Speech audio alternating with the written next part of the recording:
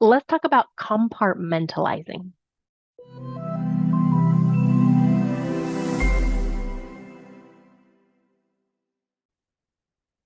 Lately, in some groups, I've been talking about compartmentalizing in my life, and a few people have asked me what it's about. Ultimately, what I'm doing is helping myself to better manage my state by compartmentalizing different aspects of my life. Compartmentalizing ultimately refers to the psychological process of separating different aspects of one's life, thoughts, or emotions into distinct mental compartments. While there can be some benefits to this compartmentalizing, like increased focus and reduced stress, there also can be some drawbacks. So, first, here are some of the potential psychological benefits to compartmentalizing. First is reducing stress.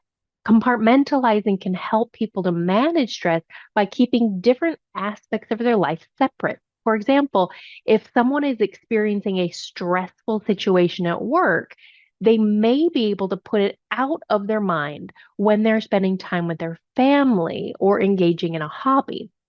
Now, for me, compartmentalizing home and work, for example, helps me to reduce my stress.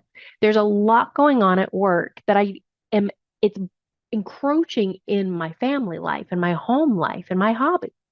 So being able to separate it, draw a line and say, this is the time, this isn't the time. Especially nowadays when we're doing more and more work from home or flex time, being able to keep that line very clear of this is home time, this is work time, helps reduce that stress. Second is increased productivity.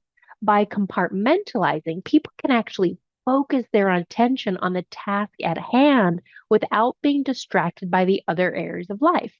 This can lead to increased productivity and a greater sense of accomplishment. Time blocking is also what we call this for people who are putting time into their diary or into their calendar for those specific tasks to be done. It's that moment that you get to focus and work on that one thing. It still does require you to keep those compartments. That if I set out this 2 hour block for creating some YouTube videos or writing emails or spending time with my family, that is what that time is for. Compartmentalizing also helps us to three, make better decisions. When people compartmentalize, they're able to make decisions based on the specific situation at hand rather than letting their emotions or other factors from different areas of their life influence their decision making. I'm working with a gentleman at the moment who has a lot going on in his business, and that stress is actually making it challenging to make good decisions for his relationship and his kids. So being able to compartmentalize helps him make the decisions for work with work and decisions for making time for making decisions for home, taking out the crossover effect whenever possible. And number four, improved coping skills or state management. Compartmentalizing can help people to cope with difficult emotions or experiences by allowing them to put feelings aside and focus on other things. This can give them time to process their emotions and come back to difficult situations for a clearer mind. Again, for me, there's been a lot happening within the business, and sometimes the emotional side makes me a little bit overwhelmed. So being able to go, okay, there's emotions there, but let me work on marketing. Let me work on creating a training program. Let me work on talking to the students. And then when my mind is clear, I can come back to whatever the issue is.